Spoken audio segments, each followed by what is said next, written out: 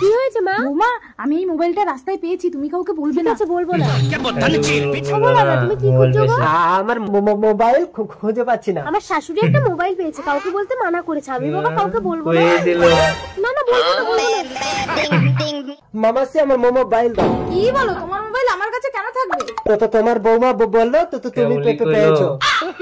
এই হাটকুড়ি, মা আমার পেটে কথা সয় না। আজ থেকে আর কাউকে কিচ্ছু বলবো না মা। ঠিক আছে, দেখি কেমন কাউকে কিছু বলো না। ও মা কি ঝোলাচ্ছ গো? কাউকে বলবে না, মানুষের মুন্ডু কেটে ঝোলাচ্ছি। পুলিশ পুলিশ, আমার শাশুড়ি মানুষের মুন্ডু কেটে ঝুলিয়ে রেখেছে, কাউকে বলতে মানা করেছে। আমি বাবা কাউকে বলবো না। মাসি, ইউ আর আন্ডার অ্যারেস্ট।